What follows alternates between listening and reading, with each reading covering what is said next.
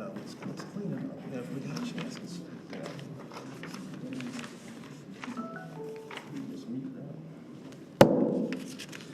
Good evening, welcome. At this time, I'd like to call to order the Tuesday, October 14th, 2025 regular scheduled City of Clemson Planning Commission meeting. The meeting's being live streamed and recorded on the City of Clemson's YouTube channel. As a reminder of those who may need it, we do have assisted listening devices. If anyone needs an assisted listening device, see Ms. Kelly Roach and we'd be glad to provide them. The Planning Commission is a volunteer committee appointed by City Council and serves as an advisory board in the planning and development of our city. We are not employees of the City of Clemson. At this time, I'm going to introduce the commissioners. Commissioner Cumbie, Commissioner Rice, Commissioner Yoder, Commissioner Crowley, and I'm Herb Tyler, serving for chair this year. I'd like to introduce our administrative staff that's here. Art Holbrooks, city planner, and Nathan Woods, assistant city administrator and director of planning here. Couldn't do this without Ms. Kelly Roach, who is our recording secretary, and we appreciate that.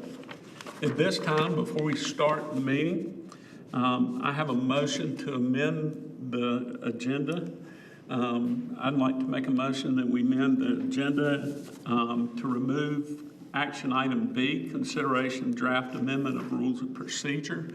Based on feedback and wording and different things at this time, so it better fits with things outlined through City Council, I would request that we remove this agenda item until it's reworked. I'll second that motion. Any discussion? All in favor, raise your right hand. Okay. So it's been amended. At this time, before every meeting, we have a public session. And for this, for any item that is within the purview of the Planning Commission, please feel free to come up and to sign in. If it is not on the agenda item tonight. So if there's an agenda item that you wish to speak towards, we will have time for comment on that later. But if there's any other item, please come up.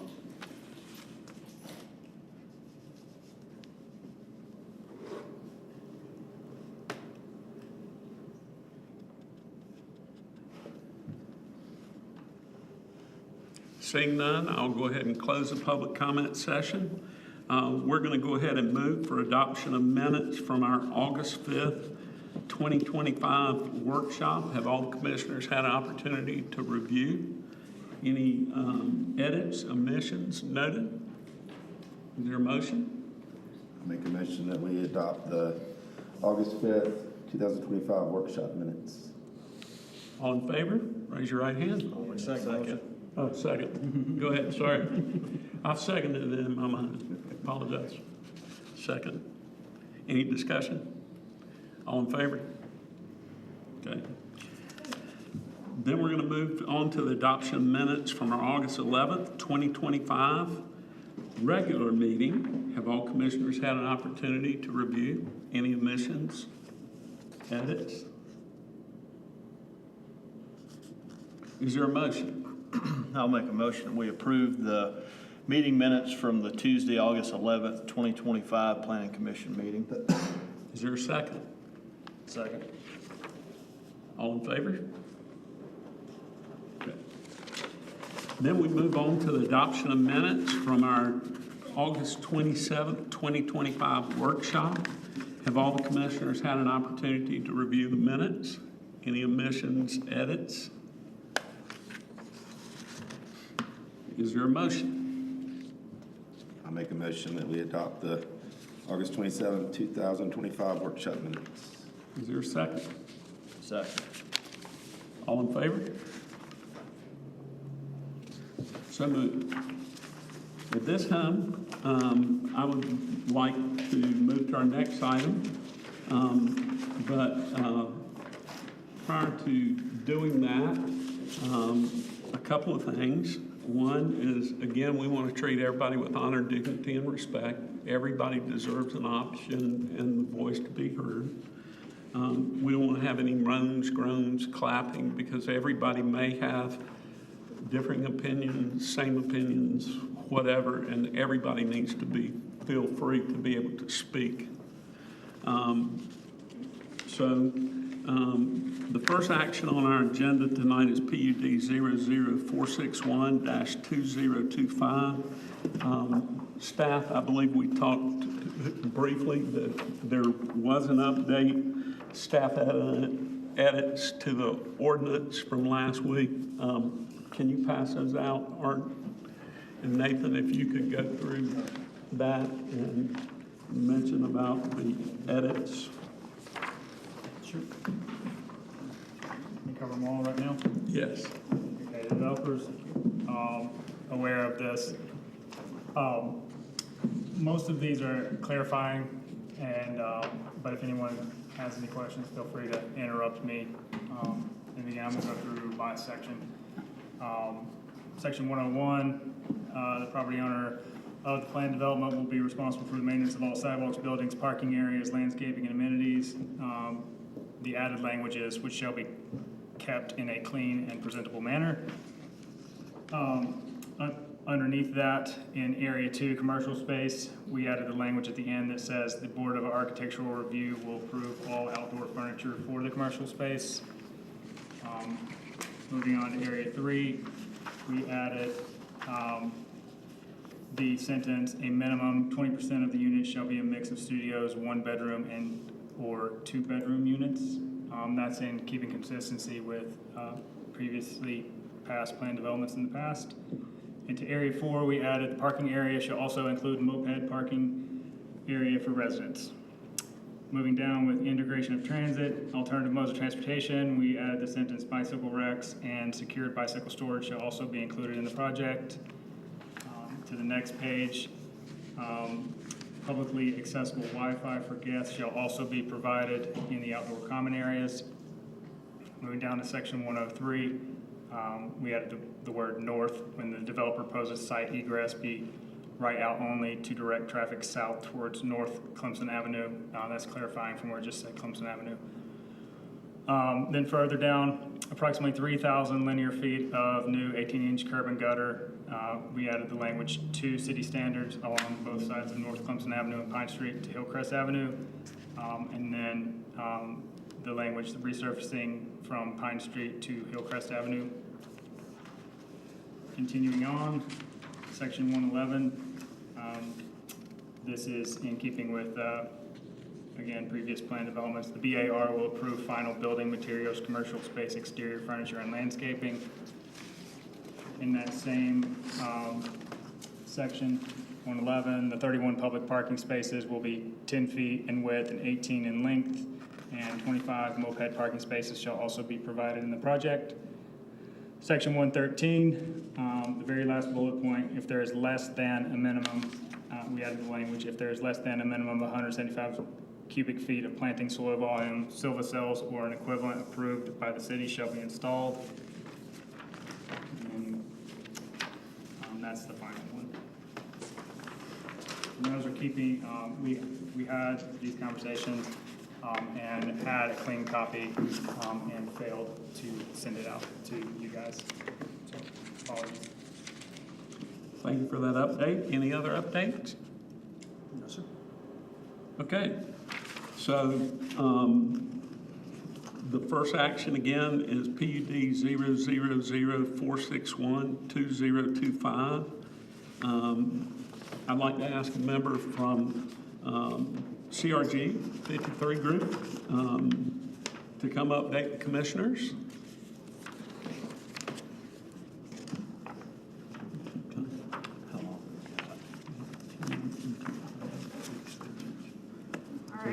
If we can do 10, but if we need an extension, we can do that. Yeah, Okay. all right. Good evening, Commissioners. Thank you again for meeting with us tonight.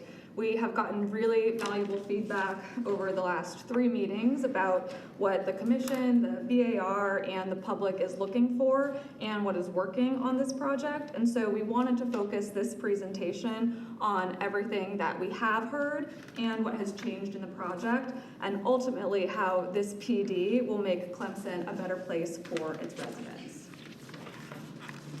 So during our second public workshop meeting on August 11th, we heard feedback from the community and commissioners on several topics and made updates to our project. We have since completed that revised traffic study to confirm traffic volumes in September, and we confirmed that the location of this project means that traffic impacts from this development are still negligible. We have incorporated that right turn only restriction out of the parking garage to direct all traffic south, and therefore almost no additional traffic is expected to enter the neighborhood to the north. We removed the balconies along Hedgerow to turn the focus of the building inward and to limit the potential for noise and trash concerns to the north. And then we committed to improving the infrastructure and pedestrian safety around our site. We provided some additional building views to showcase the 360-degree architecture of the project and explain some of the economic context for the project as well. Then during our last workshop with the Commission and the Board of Architectural Review on August 27th, we received clear feedback on the need for further infrastructure improvements, pedestrian improvements, and greater sensitivity to the massing on the north side of the building. So today, we are here proposing several $1 million of new benefits that the project will bring to the city of Clemson and its residents. So first, we are proposing upgrading the existing cast iron water line to a new 8-inch water line along North Clemson Avenue from the site all the way to Wigington Street, as well as along Pine Street from Hedgerow to Clemson Avenue. This will not only ensure that our project is adequately served, but also that businesses and property owners along this route and downstream will have improved services to their homes and businesses. Second, we are proposing to double the width of the existing sidewalk along North Clemson Avenue from our site all the way to Hillcrest Avenue, as well as adding a new curb and gutter along both sides of the street. As pedestrian activity will continue to grow along North Clemson Avenue, this will ensure that the neighborhood has a safe and connected path to downtown Clemson, while drainage for all properties is also improved. And given the project's proximity to campus and the number of residents that we know will be walking, we've also further observed and clarified some of the paths that the residents and the community will use to get to campus and downtown. As we know, there are a significant number of students living in the neighborhood and in single-family rentals today, and nearly all students are using the crosswalk at Williamson to get to the center of campus to the east. So we are also proposing to upgrade the 5 crosswalks at Pine, Clemson, and Wigington to ensure that they are ADA accessible and can be used by all residents. All of these benefits are intended to improve the way that all pedestrians get to campus, the stadium, and downtown. Fourth, we have revised our building plans and have pulled the building farther away from the north, creating a 12 to 16 foot buffer along Hedgerow Lane. This will allow for more robust green space as well as upright growing trees to ensure full growth that can screen the building from the north. We are also proposing a 5-foot sidewalk along Hedgerow connecting Pine Street to the edge of our property to further improve the buffer and enhance pedestrian safety and connectivity for the community. And in addition to moving the building farther away from the north, we have also stepped the massing down along the north facade to reduce the perceivable height of the building to the north. We then further removed mass at the corner of Hedgerow and Pine to further break down the building, break down the mass at this key corner. This carve-out has also allowed us to increase the size of trees that are planted at this location. We also adhered to the BAR's recommendation to extend the north facade's darker metal panel material down by 1 floor, which their recommendation was to do that to reduce that perceived visual height of that facade.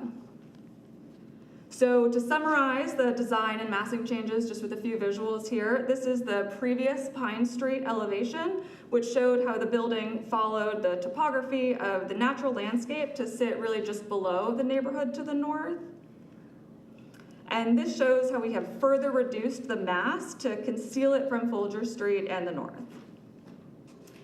This was the previous view of the north facade of the building taken from Pine and Hedgerow. And this is the proposed revision, showing how we have shrunk the building, pulled it away from the neighborhood, and substantially increased the landscape buffer for the community. So to summarize, I want to talk a little bit about the win-win-win of the project and how it was designed and developed, taking into account a tremendous amount of input from this process, and how we believe it will benefit all stakeholders in the community and improve the quality of life for Clemson residents. For the city's planning purposes, the project was designed to closely follow the city's Clemson Next White Paper and future land use plan, as we've talked about before here. The site itself is specifically called out for high-density residential with the goal of redeveloping properties for taller, purpose-built student housing to alleviate the pressure for development in the neighborhoods. The site is also included in the student housing prioritization framework in the comprehensive plan. It is the only site in the Grow at the Seams Catalyst area that does not have multiple condominium owners and that is able to make a dent in the over 1,000 beds that were called out as being needed here. And I think it is clear to everyone that enrollment growth has grown significantly over the last 15 years, but this has also continued to put pressure on the fabric of the neighborhoods as students have to look farther away from campus for housing opportunities. So this project was developed specifically here to replace student for student. And by densifying here, the project will not only reduce the deficiency and the deficit of housing in the city, but it will ensure that neighborhoods stay neighborhoods, that they stay owner-occupied, and keep housing for young families and professionals open to young families and professionals, not students. So beyond keeping the neighborhoods for the owners that live there, the project includes over $2.5 million of initiatives intended to improve sidewalks, almost 3,000 square feet of sidewalk improvements, crosswalks, roads, and utilities, almost 1,750 feet of water line improvements for current and future Clemson residents and the city as a whole. Further, and I know we've talked about this a little bit before, but the project provides new spaces as public benefits that are intended to enhance the well-being of the city and its residents. The project features over 12,500 square feet of new public plazas and open spaces. There is also 6,000 square feet of retail that is intended to be subsidized and for community businesses. And to ensure its viability, we have also included the 31 public parking spaces, designed a lay-by lane to and created additional accessible space for outdoor dining that can be accessed by residents and visitors alike, and can have programmed events around it. The retail, as we've mentioned, will also utilize the City of Clemson's bonding mechanism to ensure that it is built out and leased. And as we showed in our updates, the project was developed with alignment from key stakeholders from the BAR as well, ensuring that the city receives a building and a project that it needs and can be proud of. We heard many things that the project was doing well and have committed to designing a project with benefits that is sensitive, intentional, and thoughtful. And at the end of the day, we do believe that one of the wins of this proposed project is its ability to promote inclusivity, socialization, and integration into Clemson's cultural fabric. Not only is a project of the scale more environmentally sustainable for the future of Clemson, but there is a tremendous amount of data and evidence that student outcomes, including academic performance, retention, personal development, and mental well-being, are dramatically higher when students live in an integrated community that is walkable to campus. So we see this project, if approved, as also a win for the next generation and a project that will continue to make Clemson the very special place that it is. You need the 5 additional minutes. I need 30 seconds. Okay. Thank you. So I wanted to close with that framework, the win-win-win of this project.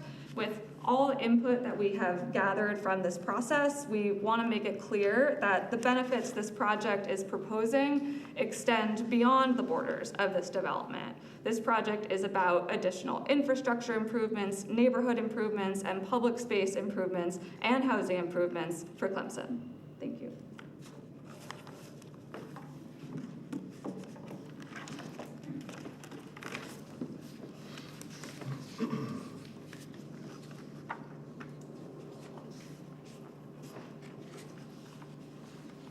So at this point in time, do we have any public that would like to come in on this agenda item? If you do, please come forward to the podium, state your name and address, sign in, and each person will have 3 minutes tonight per bylaws.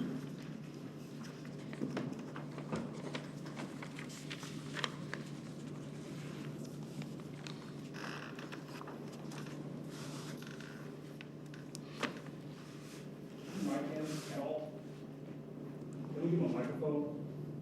When you're listening to the audio on the YouTube, once you guys actually put it on, you cannot hear the public when they're addressing you guys. It's extremely, if we could microphone him, it would be much more beneficial to anybody who hears this after the fact. I understand. What we have is this microphone. I would ask you to speak up louder so it can pick it up. Address that with the technology people. There's nothing that we can control here, so. Thank you for the opportunity to speak. I'm Paul Bowen. I live at 215 Strawberry Lane. So I drive down Folger quite frequently, turn onto Pine Street quite frequently, walk those roads quite frequently, have neighbors and friends that live in the area. You know, one of the things that this group asked for last time that I've not heard mentioned was shadow. What's the shadow this building is going to cast on the neighborhood directly behind it, particularly in this time of year when the sun is so far south? And they also mentioned they're planting trees along the north side of the building. I think someone wanted to know the species of trees that could grow with limited sunlight that were going to be planted and have significant growth. So I think there are a few things they've missed in this. I think it's interesting, if you go back and read the original document, they talk about this not being a designed area, that it was right across the street from a designed area, so we could designate this as a public development, but it wasn't in that. So I'm confused as to whether or not it's in there or not. But when they referred to it as, hey, it's right across the street, so we should be able to do this, I'm wondering what they're looking at. Congestion. Right now, I probably have 20 students walk up and down my street, Strawberry Lane, out to the end every day. I'm anticipating doubling that. Not that that's a bad thing, but just there are more students walking. That's not a sidewalk street. I'm concerned about traffic. Yes, they're going to provide a right turn only, but what about people coming through town on Edgewood and Folger and coming down Pine Street? Or not being able to turn there and going further down? So there's an opportunity for increased foot traffic that's not addressed. What about pedestrian safety? I'm sure you've all driven along College Avenue and seen what happens when students are late for class. They don't go to the crosswalk. I had to stop today, and it wasn't even during class, for students who decided to walk across the middle of not College Avenue, but Old Greenville Highway. So are they really gonna go an extra 25, 30 feet to the crosswalk and go across when they're running late for class? I'm not sure. Yeah, there's a lot of improvements that they're gonna make. They didn't mention sewers. You're gonna have more water? Where's that going? Is that gonna have an impact on the sewer system that we're gonna put in? So you can't have one without the other. So I think there's some questions that still need to be answered. I'm not in favor of this project. I drove by today, talking to some people that live on Folger, walked up on their porch and looked out. I could see the top of the stadium. I could see the flags flying. I could see the chimneys of the university. When this building's put in place, those people will lose that view. Is that worth it? Yes, it's a lose, lose, lose. Thank you. Thank you for your comments.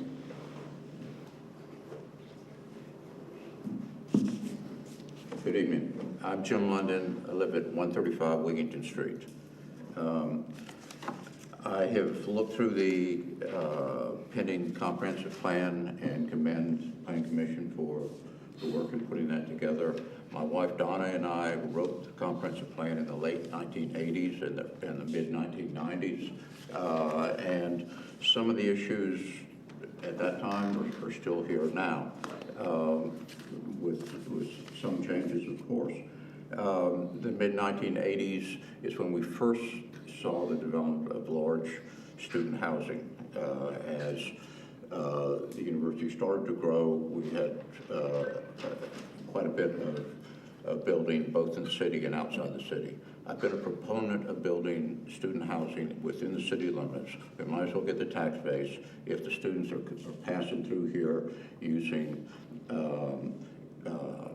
going to class, entertainment, restaurants, etc., we might as well get the tax break. So I'm in favor of that. This particular location is within the neighborhood, and Planning Commissions did a survey 2019, and the priorities that came from it were addressing traffic congestion, protecting existing neighborhoods, traffic safety, green space, the need for citywide sidewalk network. So at the top of the list, traffic issues as well as protecting neighborhoods. The comprehensive plan in the housing element, goal number 1 is protect existing single-family neighborhoods. The first objective under that goal is focus on effective transitions and interfaces between land uses, especially where single-family neighborhoods join more intense uses. So in this particular case, there's existing student housing at that location, but what's proposed here as a large 7-story project with in excess of 700 beds in it, that's a significant impact. That will be the tallest city the tallest building in the city, won't it? Is there another larger than that? The hub and will be equal to it. Okay. When we were working on the early comprehensive plans, we called for development nodes in the city at the key intersections, the areas that could take the impact of intense development, where the transportation networks were there to accommodate. And this particular location is at the edge of one of our long-established neighborhoods. And the scale of the development is significant.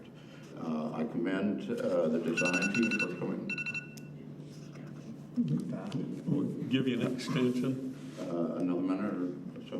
2 minutes. I commend the design team for what they've done here.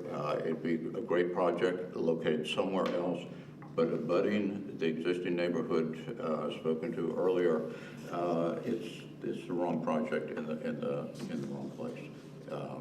My thoughts. Thank you. Thank you very much.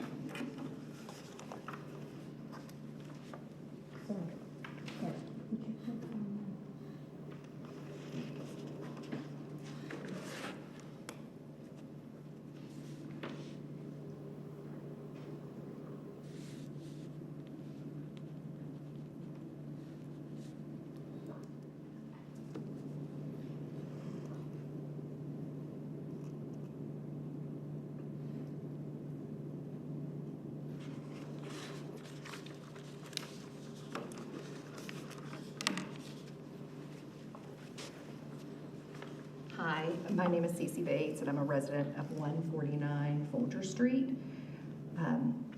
I had some prepared remarks, but after listening to the presentation tonight and seeing the adjustments, I'm going to try and modify what I was going to share. I'll begin with what they closed with, and I think that this is a win for the developer, a win for the portion of the students who can afford to pay the cost to live downtown, which is significantly different. That's not available or accessible for all students, but it's definitely not a win for our neighborhood. We've talked about traffic, which we know is a growing issue. Pine Street and North Clemson Avenue, regardless of a right turn, are narrow residential corridors that serve as key connectors. Anytime there is construction on College Avenue, we have an influx of traffic through our neighborhood. Even with increased police presence, the traffic signals are not obeyed. We've lived in the neighborhood since 2009. My kids are now adults. They couldn't ride their bikes in the neighborhood unsupervised when they were young because we don't have sidewalks beyond North Clemson Avenue and a few select sidewalks around the area. So I would say the argument about trying to keep the neighborhood for young professionals and families really can't use the neighborhood in the way we would hope to use a neighborhood because we don't have the sidewalks in place throughout the neighborhood, and with the increase in traffic, despite the traffic feasibility study, I can assure you that the traffic, maybe not when the study was done, but at intervals throughout the year, and we know the ebb and flow in the community increases and puts pressure on the neighborhood. The height and scale of the proposed buildings, as has been discussed, are not consistent with the surrounding neighborhood, and I think the developer's concessions show that they realize that this development is not consistent with the neighborhood. The area surrounding Pine Street, as you know, is predominantly low-rise residential homes and small-scale buildings. Beyond the physical scale, I think we also, as someone mentioned, need to consider the intangible impact on the community. This is home to longtime residents, families, and students, and a development of this scale risks disrupting the sense of place and community that they talk about the development really instilling.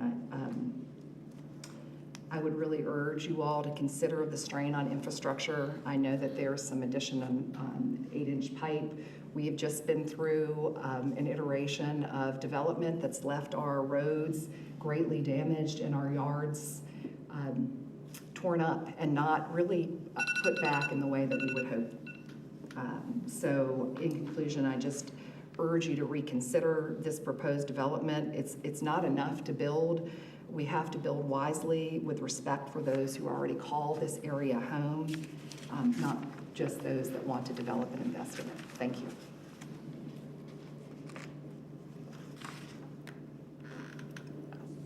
Anybody else?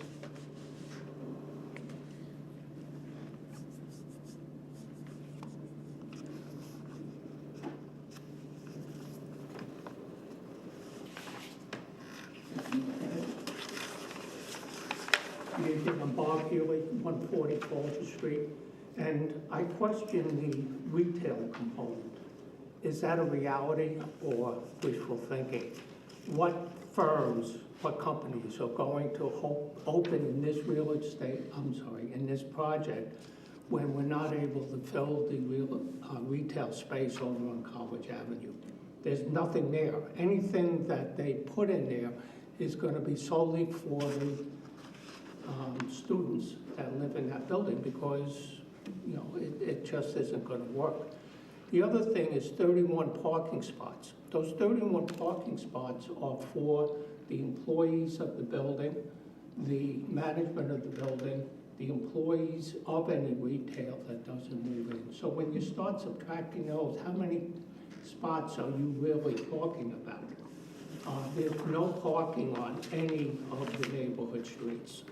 So you have just maybe a handful of spots, which is going to make it even less attractive for any retail to move into that area. So, thank you. Thank you.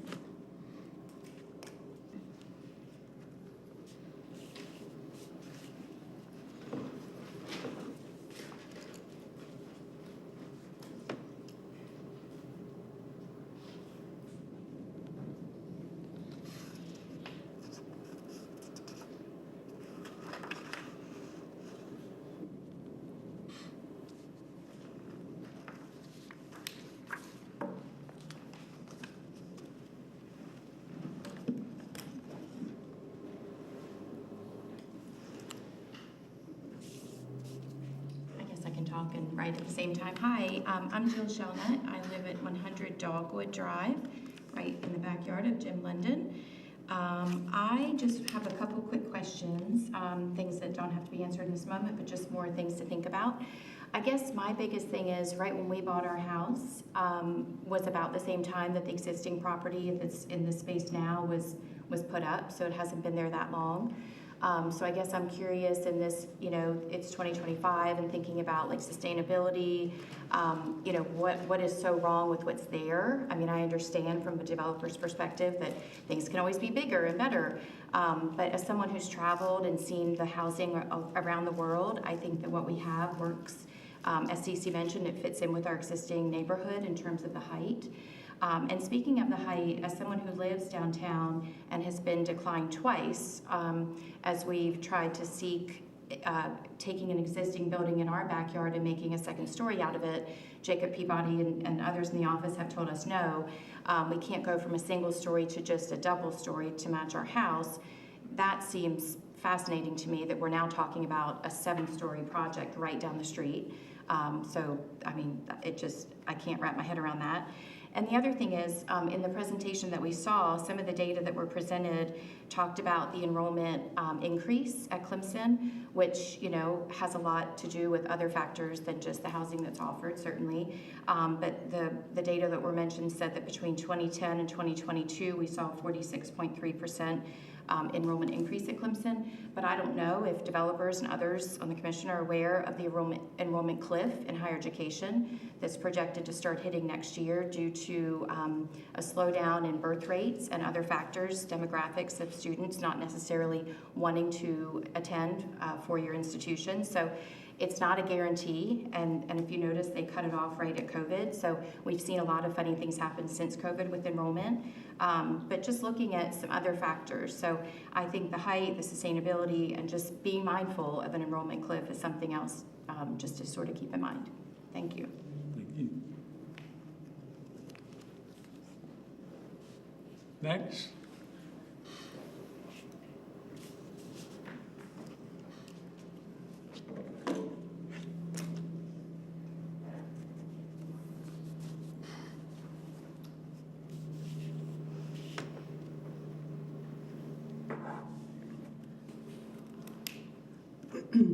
My name is Rupert, 206 North Clemson Avenue.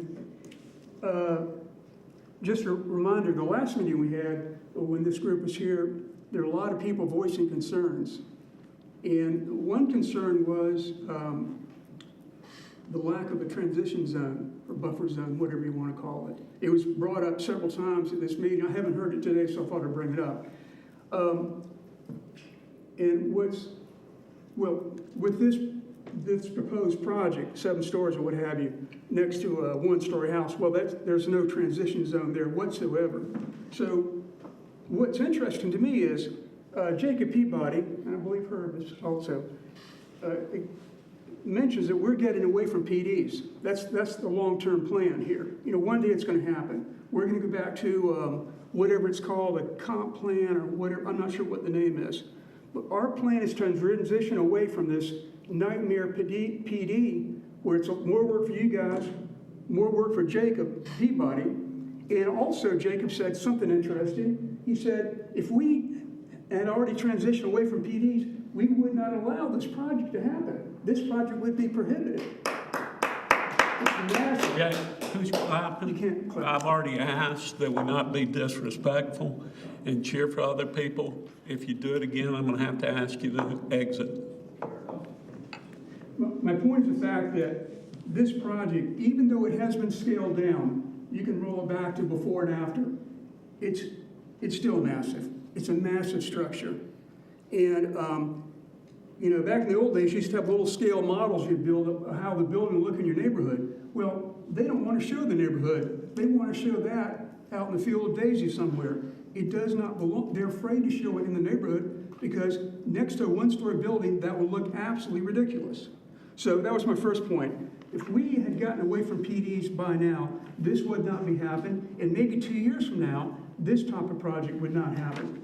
But the problem is we're setting a precedent with this because now we're coming into a very established residential neighborhood, which is largely opposed to it. I think a lot of people have just thrown their hands up and given up and walked away and said, we can't stop the city. So that's my first point, that if we had PDs, this wouldn't happen. The other point is about the size of that lot. Here, I'm just going to hand this out. Everybody knows this. No, sir. I can't hand it out? Okay. No, sir. All right. No handouts. But everybody saw the screenshot from the Pickens County website showing the outline of that property. Well, you can download the deed for that property, 201 and 203. Okay, it's right here. It shows the acreage. So this is what I'm getting at. This is about the acreage of this land. Okay, I have a question about the acreage of this land. And the acreage of land must be 2 acres for it to qualify for city code. I'm not sure what the word is for that, but there's a code saying it's got to be 2 acres. We'll give you another minute. 1 minute? Okay, all right. So here's the deed from the website. You can download it. And it's 1.028 acres for 201, and then it's 0.8 for 203. So you add that up, you get roughly 1.8 acres. Now, they say they want to purchase, on their drawing, they want to purchase this other lot. It's not 201, it's not 203, it's 300 Pine Street. They want to purchase that. I'm not sure, they don't own it now, haven't been purchased. I guess they're talking about purchasing it. So that's up in the air. How can you vote on something that's still up in the air? And that property is 0.18 acres. Okay, you add that up, it's 2.01 acres. It's on the hairy edge of qualifying. And if you look on the website for Pickens, it says expressly, these acreages are not legal documents. So we need to find out what's the total acreage on this property. Are they purchasing 300 Pine Street? And is that 2 acres? That's all I have to say. Thank you.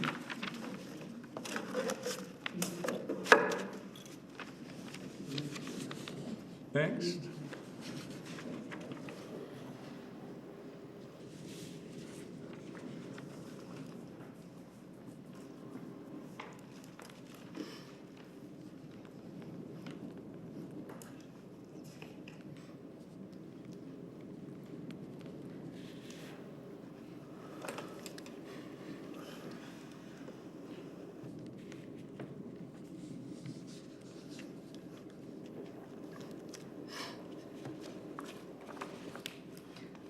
My name is Gay Eichmiller. I live at 137 Honeycomb Lane in Central South Carolina. However, upon the death of my parents who live at 210 Strawberry Lane, I will be a landowner in the city of Clemson. My question is, do you live anywhere in respect to this neighborhood? 201 Pine Street, whatever it is. Do y'all live there? I know you live near it. No, Herb lives near it. But here's the problem, and it's the same with y'all. Do you want a 7-story, 8-story building in your backyard? Do you want to deal with the traffic that I have to deal with, and I go over to my mom and dad's house to visit them daily? Students running stop signs, students zooming around, students have no care for the neighborhood. And you think your little apartment complex with your little setbacks and all your little road things and all that kind of stuff is gonna stop the students who believe that the world revolves around them are going to all of a sudden follow the rules of the road? They don't care. They don't care. Their mommies and daddies will pay their speeding tickets. I mean, like, I don't know. I know where you live. I don't know where any of the rest of y'all live. But how would you like this in your yard? I know Tanya Hyatt doesn't live in this. But how would you feel if this was going in your backyard? 8 stories. And the other thing is, the apartment complex that they want to tear down was only built in 2015, and the city of Clemson's got this little sustainability thing. How is tearing down a 10-year-old building contributing to sustainability in the city of Clemson? How is building this apartment complex behind the residents that live on, heck, I mean, I've been coming to Clemson so long, I don't know the names of the road. I know Oak Street, I know Strawberry Lane, all those other roads in that neighborhood, I don't know. I just know how to get from one place to the other. And it's not gonna be safe if y'all keep building this crap in the neighborhoods where older people, young people that wanna have their families live there and all that kind of stuff. Like, what are y'all thinking? Who's giving you money for this? I don't understand. I really don't understand. And I'm sorry that I'm so passionate about this, but I've said it before. I've been coming to Clemson for over 60 years, since before I was born. My grandparents lived at 210 Strawberry Lane. My other grandparents lived on Riggs Drive. This place has been my life, my whole life. I'm about to be 60 in a month from today. And I just want y'all to think about what y'all are doing to the neighborhoods that, whatever, it's not affordable housing.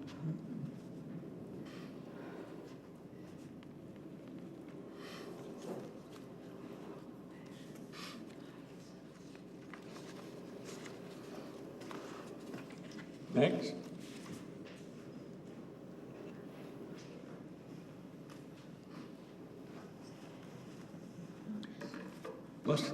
No side conversations, please.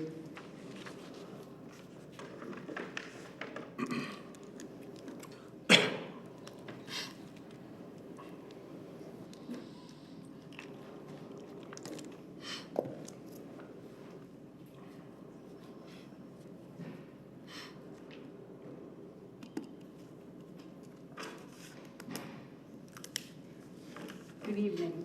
I have a bunch of little statements to say about different things, so it's kind of not put together as a whole. First of all, I want to say that the building that is there now, the Would you apartment... introduce yourself so the Oh, I'm commissioners know sorry. who you are, I please? come here so often, I feel everybody knows me and sees me as I walk all over. My name is Katie Healy, and I live on Folger Street. The first thing, the area, the plan that you say we should have is already saying that apartment complex is already fulfilling the rule, if you want to call it, of being able to have the students walk to the campus. They can walk from that campus. The fact that there is not 700 students that can walk there should not be the issue. It should be that we are already accommodating that fact of having walkability. There are less, I think, than 700 homeowners that live in that residential area that we are going to put this 700 apartment complex in. So you're going to have more students in that one set of buildings than you do in that whole area, in that whole back area there. There is a house that was taken down. It was a house standing on Pine and Hedgerow, and it was taken down, and now it's a parking lot. And that was, we did some investigating, and we believe that that was bought up by the two Blue Stallions, which are the LLC or whatever, the same group that is the owners of that property. So I'd like to know what is the connection between buying that property that now is just a parking lot. The other thing is Hedgerow and Addison. Those are two roads, they can't hardly call them a road, that they don't mention in any of their plans and how people are gonna get from here to there to that apartment complex. Those are two very narrow, curvy roads that people walk on. They are cars that drive there, but it's not a place where you want to see a lot of traffic. You put this 700-student apartment in that area, then all of a sudden these roads, so these, what do they call them? The hedgerow, but you know what I mean, Hedgerow and Addison, they suddenly will become roadways that the cars will use. And I have been on those roads when one of the road is a right, going this way, and the other one's going this way, where the cars are going in the opposite direction on those back alleyways. Also, there's the Addison has the Episcopal Church parking lot there for the student, for the kids to be dropped off to go to nursery school. That is a big area in the morning and in the afternoons for parents driving, picking up their students. And I always step aside and let them go by. But if you put a big amount of people that are going to be now walking, because there are college students, I see them all the time walking on that area, and there'll be now more, and it's going to create havoc in that area. Let me see. Oh, and as far as following signs, when the youth center was put up, originally that exit area from the parking deck was supposed to be right turn only.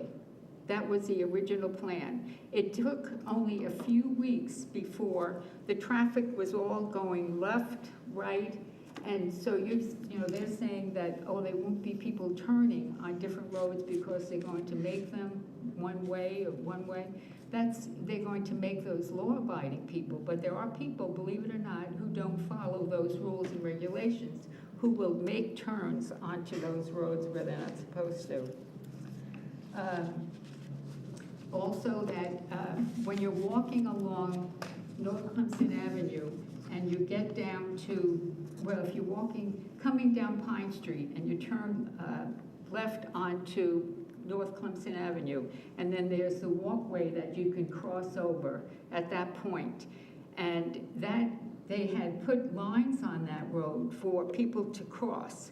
Well, and they also had a little sign standing up there to slow the traffic down. I don't think that lasted a month before that sign was knocked down. So people don't follow those rules and regulations. They don't always stop, because I'm a person who walks there. They don't always stop for people who are walking.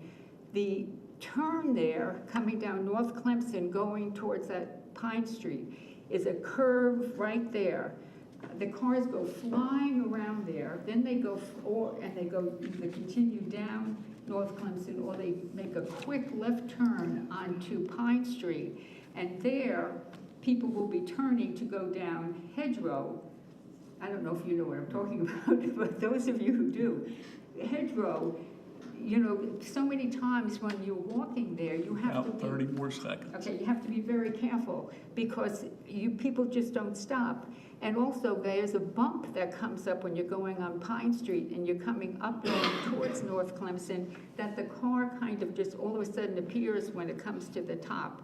It doesn't seem like it's a big hill, but it's kind of a hard place to get across there. So as a walker, as a person who's on the streets all the time, I really feel that I can honestly say that putting 700 more people is bizarre, beyond belief, and it's unnecessary, because we already have a walkability apartment complex. I'm sorry.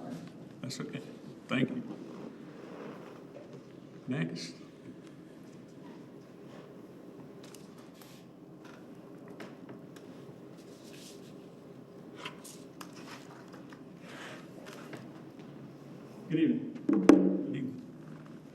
Brett Holsky. I live in 106 Folger Street. We are directly affected by this particular project. As you well know, as you've been discussing the properties that are directly behind, that on the direct opposite side of Hedgerow, mine is the one. So much so that you guys were putting some of my trees in your illustrations. Now that you know who I am, I want to apologize first and foremost for being late. I appreciate the open door policy. It is very difficult for me to get here from Greenville by 6 p.m. Traffic was a little bit tougher today than it usually is.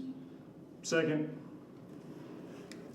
more importantly, apologize to you directly, and I apologize to our guests. And I do want to apologize to our residents for making any comments or noises or clapping or one direction or the other. I missed your comments early on. Thank you. There are a lot of things that we can talk about up here. There are a lot of comments that have been made about Clemson's traffic issues and population density. I want to take a minute and tell you that I've been an owner of that property for over 20 years. I have lived there for over 10. I rented that property in the beginning because I could not afford to live here. At that time, I made an investment. I invested in the town, I invested in the city, and I invested in my property.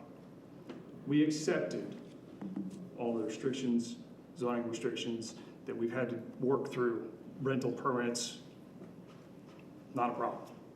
Restrictions on number of people that we can rent to, not a problem. Because we all know that that was in our best interest in that community and in that neighborhood. When our barricade passes were taken away, traffic was allowed to run through town on the regular, accepted it. Of course, you heard about it, for sure, but it was accepted. It is what it is. This is egregious for several reasons. You're taking those two buildings, 99 bedrooms, you want to replace them with an 80-foot wall that is now 12 feet away from Hedgerow. That's twice the height of what is there existing now. Currently, I've got 6 apartments with balconies that look into my backyard. My ex was uncomfortable gardening in my yard. Never mind sunbathing or anything of the sort, simply because she was on display. Now you want to take, and this building here, as it's shown, it's 26 windows per floor, 5 floors. 130 windows looking at my backyard. Not just my backyard, but the one on the corner, one on 4 Folger Street, and all the way down the line, because now it is so much wider than what we had. Now you want to go lot line to lot line. I know you got some setbacks, but let's be honest, they're not terribly effective. I appreciate the changes that you guys have made from what was your previous rendition. You have made significant improvements by improving the back of the building.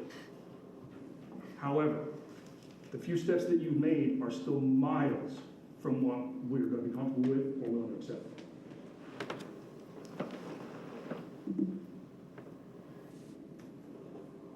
We talk about parking garages. You got 2 stories.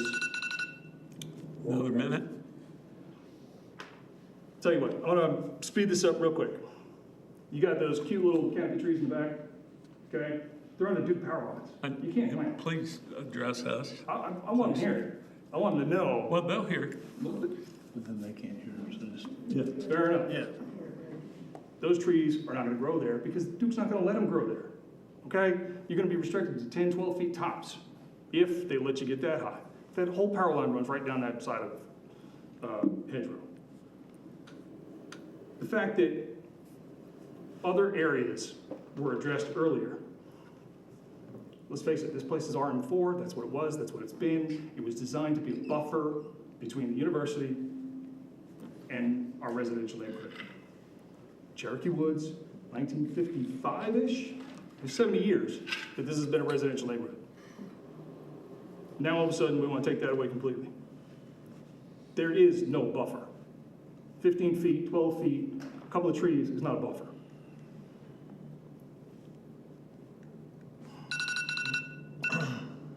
%700 increase in density from what is existing there now. A 700% increase in density does not in any way serve the community as a whole. It serves the university, it serves the developers. It does not serve us. I know I've run over. I appreciate you taking the time.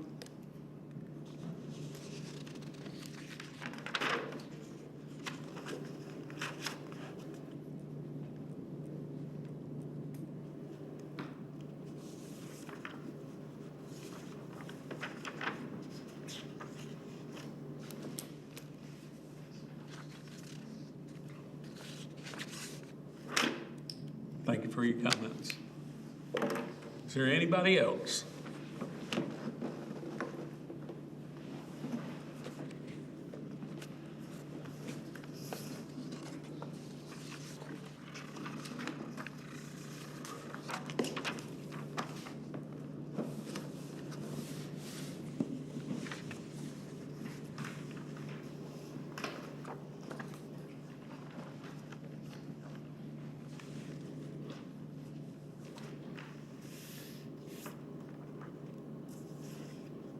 Okay, if there are no more commissioners' comments?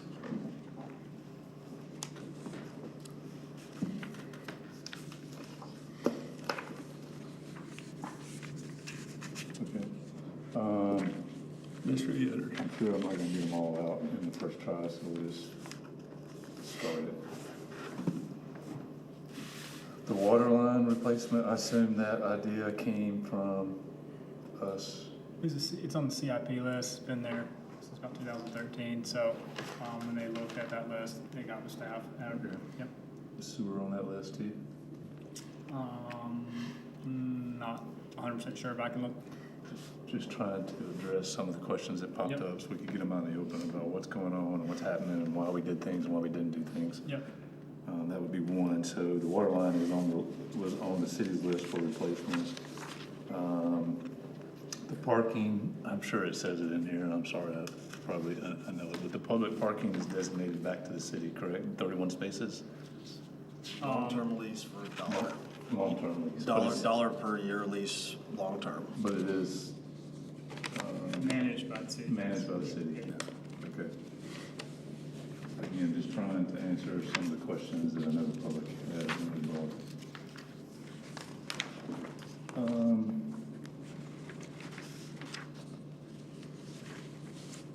The buffer.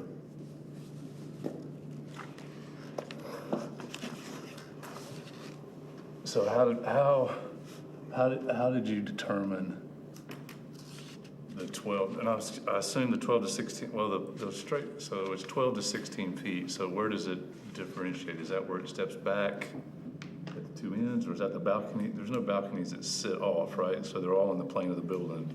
No balconies on head. No true balconies. There's some step outs. There's some carve-outs along hedgerow, but no balconies along hedgerow. So the step back and the setback was, and the architecture team can address it a little bit more too, but was really driven by getting full height canopy trees on the north side of the garage, because previously the building kind of hung out over the garage, and there were comments brought up about the about the trees getting enough sun, so they weren't growable, and so that setback really drove that. I know that last time there was basically, it went all the way up to the property line. There was, and the buffer, if we want to call it the buffer at that point, was kind of underneath the overhang where the apartment set out over top. Okay. On the west side, was a 2-foot setback, and on the east side is a 4-foot setback. So now we took that back 10 feet, so that it goes to 12 to 16 across the entire site. And then the northeast corner is carved out further from there. All right, so one of the elevations, if you go to .08, or you may not have that, You don't have that. I don't have the PD See, plan. that's the correct one, though. That's the That's the correct hedgerow elevation. So what was actually in the handout that we got a couple weeks ago? That's the elevation.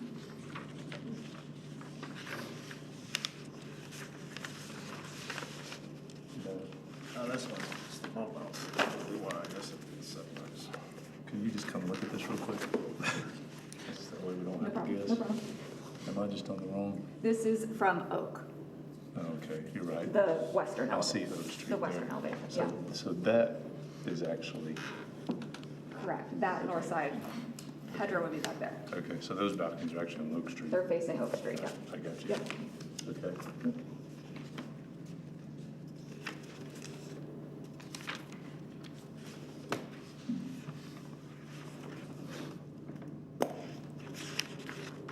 Anybody else have any?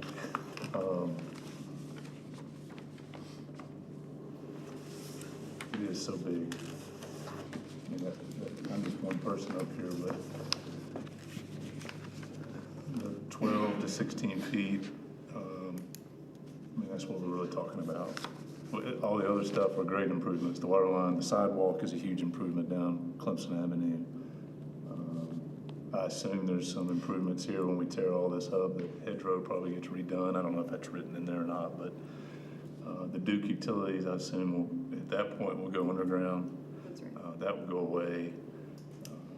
But the bigger issue I still feel from my standpoint is it is really tall, and even at 12, and I've seen that, and I've been there, and I've done it, it's hard to envision it. But it is really big still.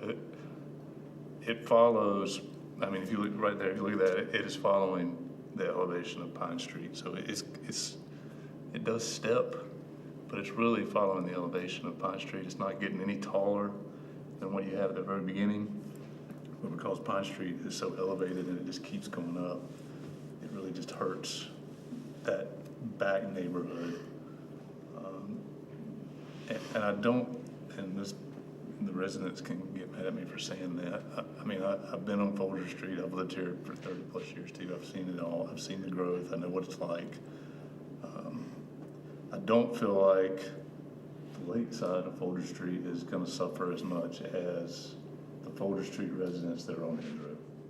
I mean, those 5 or 6 houses or whatever right there are going to suffer the most. And they're really getting the biggest impact of what's happening 16 feet away from the property line, which is the edge of Hedgerow Lane, I think, right? I wish it were smaller. And that's my sticking point at this point. I wish it did not follow Pine Street's elevation and just keep growing in height. I know it's not actually growing, but it appears to grow in height from Clemson Avenue all the way to the back at where Hedgerow Lane is.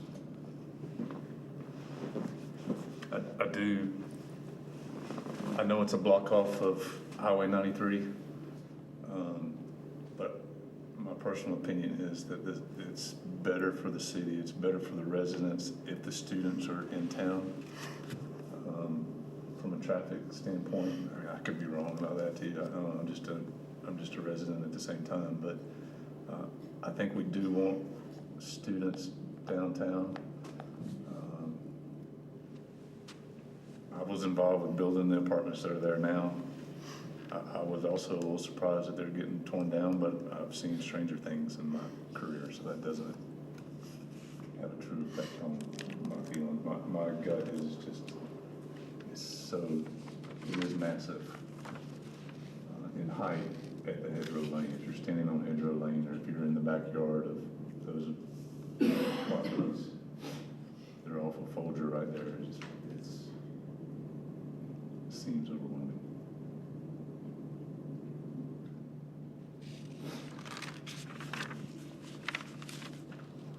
Especially now that, what's the setback currently is? Setback under RM4 would be 15. That's not what's there now, that's part of the problem. You have a parking lot. You got a parking lot, yep. And so it's following down, and that building sits down further. That's what, 80 feet away maybe, by the time you get, maybe 60, the current building.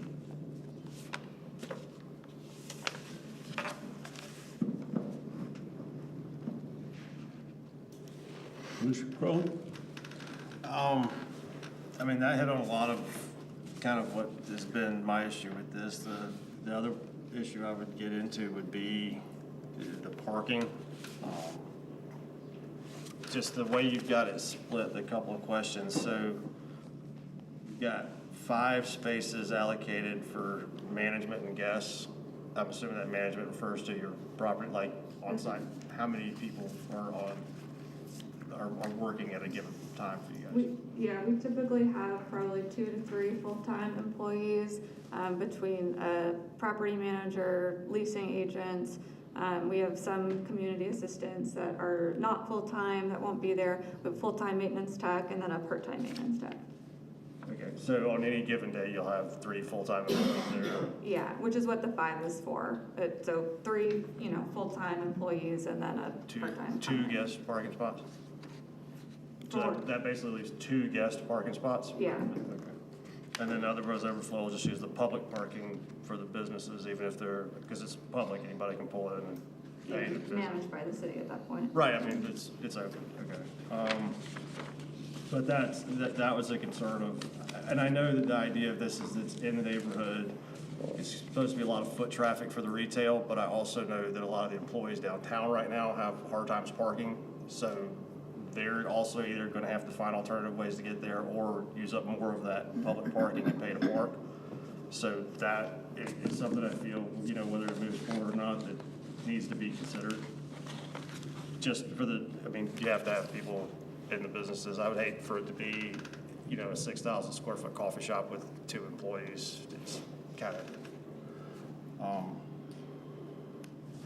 that's the main sticking point, and I guess.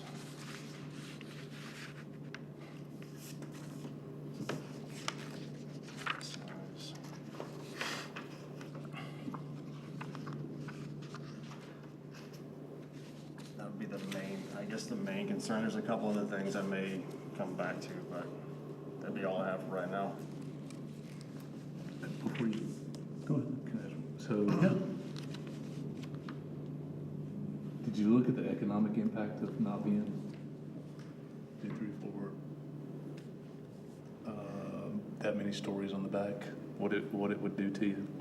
When I say economic impact, I mean from your side, what it does to your performance, so to speak. Yeah, we did. With all of the public improvements that we're bringing to the table with the, 2,500 feet of new sidewalks and new paving and the new water line, the project is not viable.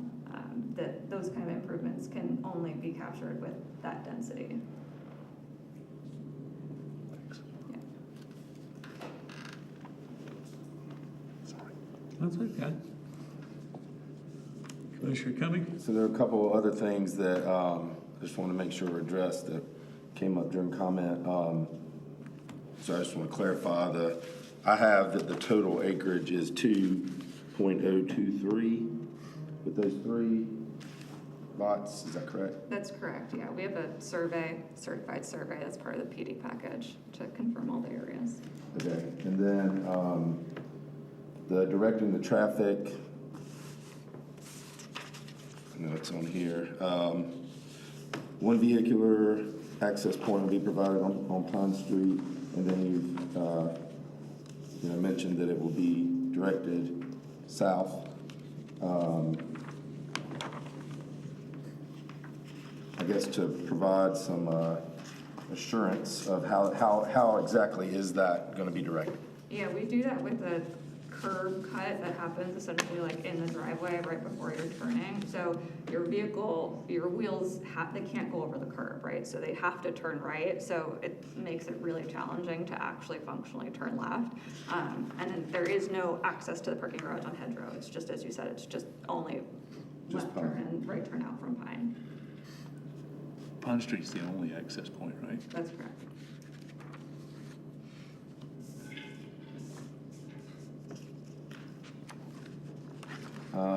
All right, and then the improvements on North Clemson. all the way to Hillcrest, obviously, but it says from Pine to Hillcrest, obviously, in front of your property, you're putting stuff, but what about from the edge of that property to Oak? I may have missed that. So the sidewalk is also updated on the south side of North Clemson from Pine to Oak. And then the water line, we did have discussions with city engineering about sewer line as well. And our understanding was that those improvements were already being made. And so we didn't have the ability to contribute to that. So the water line itself that needed the improvements was from Wigington to Pine and then Hedgerow to Pine. So the sewer is in the process of being. That was our understanding, yeah.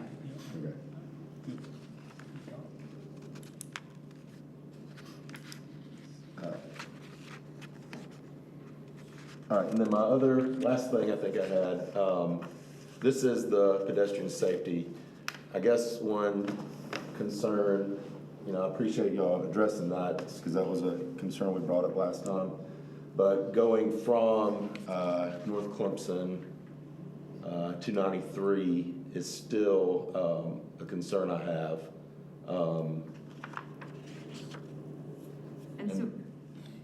So with Jacob, we had spent some time trying to observe and understand how the residents who are currently and the students who are currently living in the neighborhood are accessing campus. And the overwhelming majority of them, because they just need to get further east into campus, are using that crosswalk at Williamson. But I knew that one of the concerns that was brought up, and Commissioner Hyatt had brought it up last time as well, was the accessibility of a lot of those crosswalks not being ADA accessible. And so those yellow crosswalks that we have highlighted here are the ones that we are improving to make sure that that path is obvious and accessible to get to that lighted crossing at Williamson. Okay, yeah, I see those now.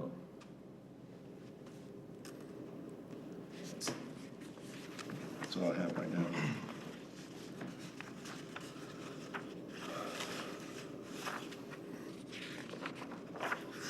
Mr. Rice. No, I think most of mine were answered. I'm going to kind of agree with Commissioner Yoder too. The height, I mentioned that in two of the previous meetings that I would certainly like to see it at minimum that back come down a little bit. I think that's a little bit too much for that going into the neighborhood. Going back to parking on the section, let's see where it's at. Be 112, parking and circulation. So that part, the second paragraph down speaks about public parking. So the 25 moped parking spaces shall be provided in the project, which is what we requested as a city to add in there. Is that going to be in the gated section for residents? Is that going to be in the public? Like where is that? Yeah, I think we're flexible on that. The area that we had designated for the moped parking on the garage floor plan, there was a kind of a large area that we carved out for the bike room. And so we're able to accommodate those 25 spaces there. I think it's very easy to provide access to the public parking area. So it's open to the public if that's where we want to be guided. I don't think we have a problem with that. Yeah, I don't know many of my friends that ride mopeds around town, but I could be wrong with that. I would like to see golf cart parking. I've been a big proponent of golf cart transportation to get cars off the roads around town. I know the city just passed a new ordinance allowing more flexibility for golf cart transportation. So I've always been a big proponent of that. So that would be something that possibly could be worked into that to add more parking for the public. It may increase the possibility of the commercial being viable in that location. But really, that's all I've got. I appreciate you guys, the work that y'all have done on that.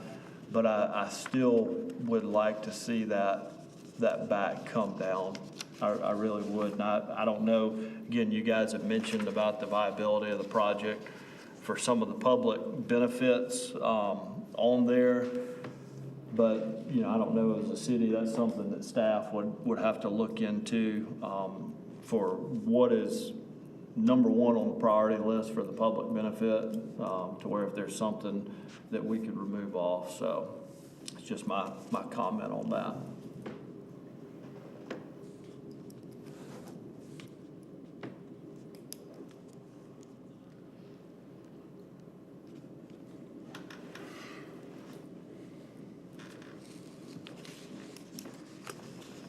Any other commissioner comments?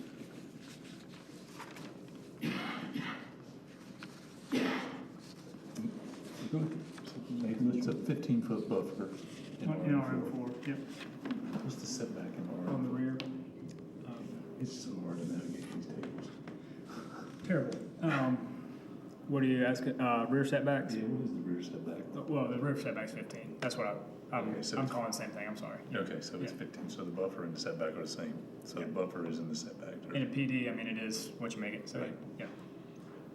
Okay, just making sure I understood.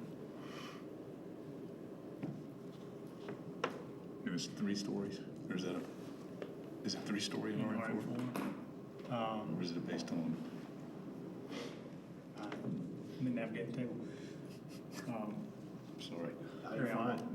That's important to get this right. You got it up? Yeah, but I don't mean I know what I'm looking at. I mean, there's a bunch of stuff on the thing.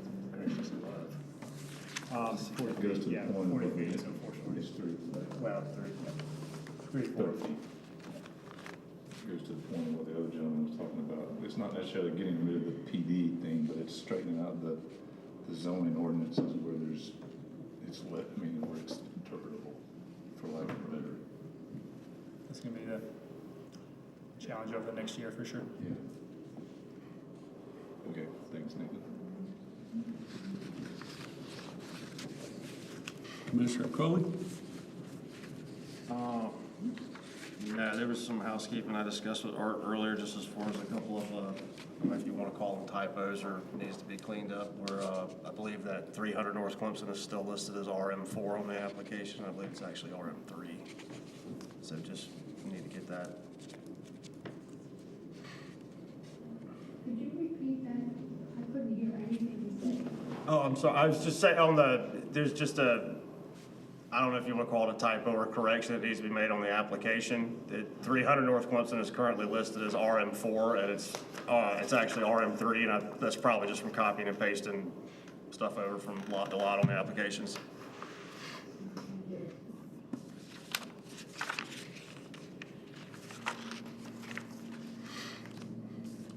Commissioner Covey, anything else? I don't think so. Commissioner Rice? Nothing else from me, sir. Commissioner Yetter? No, I guess not, no. So I guess I had one question. One of the things people were talking about, the character of the neighborhood, was there ever any discussion with the city engineers, like around Edgewood and Folger, and redirecting that intersection, or at Oak to where it changed the entrance of the neighborhood? Yeah, it had been brought up with the city engineer. At one point, we were waiting for some additional guidance from them if that was something that they'd like to see. I think the concern that they had also raised during those conversations is like, we obviously want to make sure that folks who live in the neighborhood can keep driving into the neighborhood, not making that overly burdensome on them just for this project. So I think we were waiting on additional feedback to see if they thought that was viable. But it's definitely something that we're open to studying further. So that would be a consideration to be able to do that, where it would change that and give the neighborhood its own character. Yeah. And the same thing at the other end towards Oak and pushing on to North Clemson, if that was viable. Yeah. Y'all would be considerable. Yeah, we're definitely open to considering it.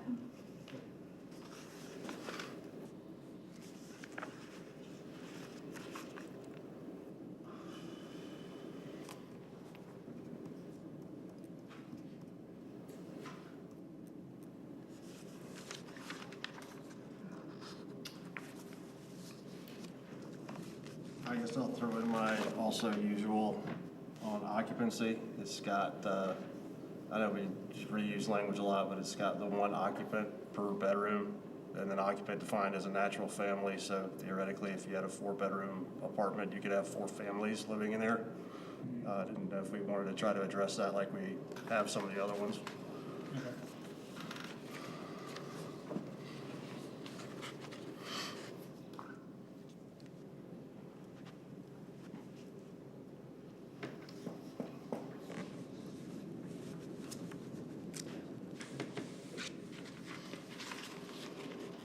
Any other questions or comments? Okay, seeing none, y'all can sit down. Thank you. Didn't mean to keep you standing up there the whole time. Thank you for doing that. Is there a motion?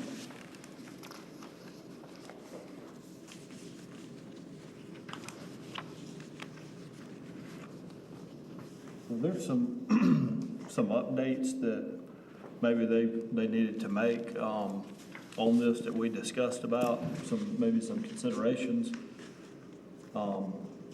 that some of the commissioners have made on the verbiage, because I know we've talked about in the past, making sure that we get the verbiage right, the way that we want it, for the planning commission before, it's sent to city council one way or the other. Is there anything that would need to be updated on that before a vote is taken? Yeah, because I actually just came across your question about the moped parking. There is a section where it says the parking area shall also include moped parking areas for residents. And then over here it just says in general, so that might be something that needs to be either, we put some here or also include some if we, maybe that's how the kids are gonna come visit, is they'll take a scooter over instead of a car, which, might not be a bad thing, but needs somewhere to put it besides the street. Yeah. I don't wanna see Hedgerow turn into a scooter parking lot. What numbers are those, John? That is section 112, it's actually one of the red changes just below the table. It says the 25 moped parking spaces shall also be provided in the project. And then, this is area, section 112. This is section 101, area 4 parking.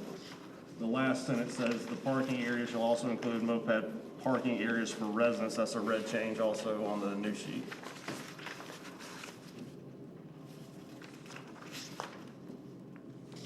Where is it on 101? Was that? No, it's on the. It's on the second page. 101 area, our proposed, proposed uses, area 4, parking. Yeah, second page, area 4.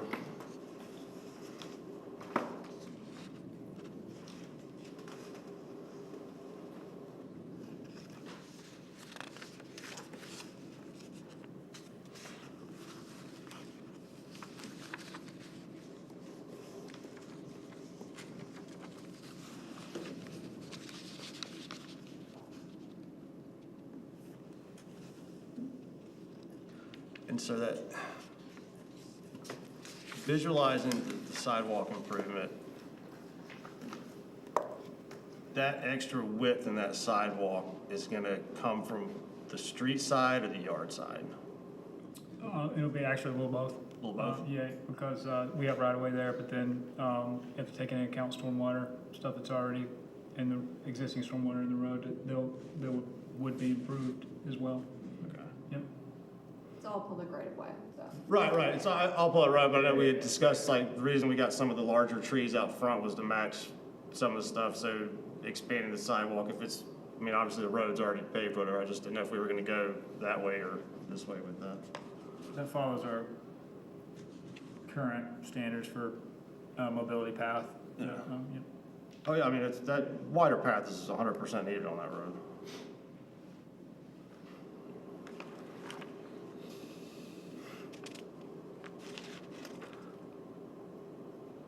Greg, I like your statement, though, of making sure that we get this right before. Yeah, and I understand that in the past it's been changed, from when from the time it leaves us, but again, I don't want it just to be us saying, well, we expect it to be changed and then, you know. Right. I feel better sending something forward that I've actually seen. Yeah.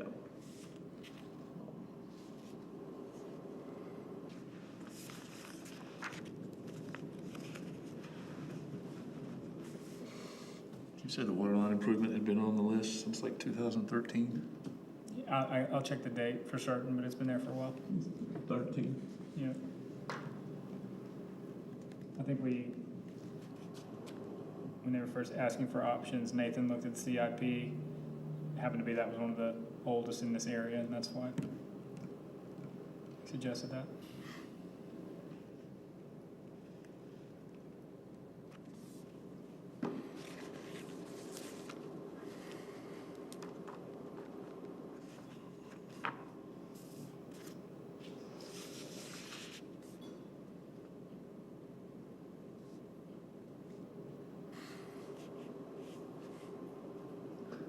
Well, I can't make a motion. I would be in favor of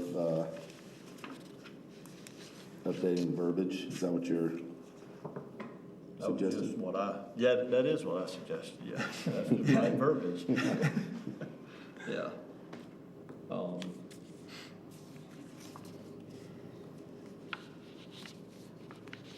Yeah, see if we can get the verbiage. Which I guess right now what we're looking at is what's in the red from staff is what's on there, but I think there was a couple of items that we would like to still see change, I think mostly. We have a clean copy with the red. I mean, I just left the red to point out to Yeah. you guys what. Yeah, but some of those changes we had talked about updating and making sure it's, there's no gray areas, in there. I guess that would be something else, like, I know, like, don't get me wrong, I would much rather have a 10-foot wide parking spot than a 9-foot wide parking spot. But I know that there's been options for shrinking those to 9 to gain a few, if that would be worth kicking around to talk about. I mean, like I said, I much prefer the 10-foot wide, but,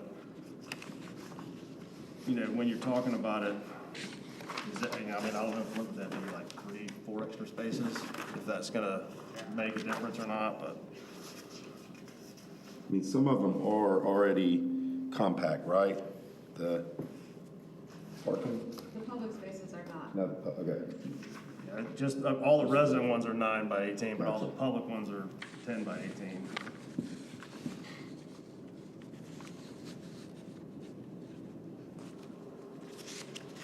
We reduce it to 9, can you lower the building?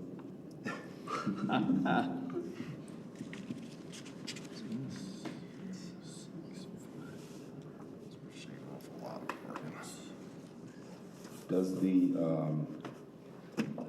and maybe I've missed it in here, but where it says the access, or sorry, I found it again. Section 107, site, third paragraph, one vehicular access point that I talked about earlier.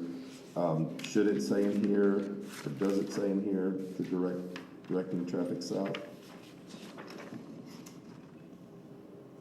It's in here somewhere, but I will maybe know if we're gonna.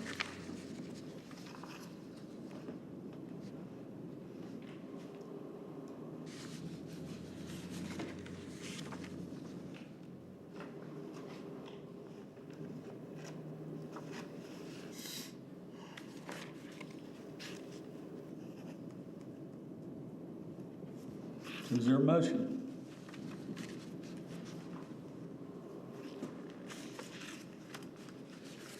I'll make a motion that we table our vote till future meeting. I'll second that motion. So we have a motion, table vote to next meeting, the 11th. Yeah, just future meeting. Okay. We have a second. Any discussion? Say something now. So if we're tabling it, can we have the city and you evaluate the upgrades versus the overall height of the building? Can y'all have that discussion? Yeah, we will definitely have that discussion. Absolutely. We'll talk about anything. And the discussion may only last 5 minutes from your standpoint, but still, I think the discussion needs to happen one way or the other, at least for me, to be fair to you, so. Any other comments? So I guess my question, we're tabling it to the future meeting. And then, so we'll have a clean copy verbiage, and that's the understanding? Okay. Will be tabled until our next meeting, the 11th. So there's a motion on the table to table the vote. So there's a clean copy and discussions take place. Roll call vote, all in favor. Commissioner Crowley? Yes. Commissioner Yoder? Yes. Commissioner Rice? Yes. Commissioner Cummings? And I vote yes.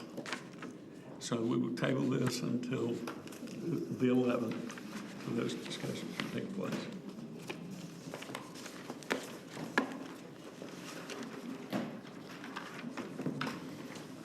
Okay, let's go to advisory items. Are there any advisory items? Any discussion items? Any staff reports? Upcoming, I think we see the council adopted the two zoning amendments that went forward, the buffer yards and the arterial road things. Those are done. The Cochran Road rezoning that's up for second reading next Monday, as well as 398 PD, the 398 College Avenue PD. It's up for second reading next Monday. I don't know of any other. Next meeting you'll have there's another PD in front of you, new location. You'll also likely see the comp plan before you for approval. So essentially long meeting.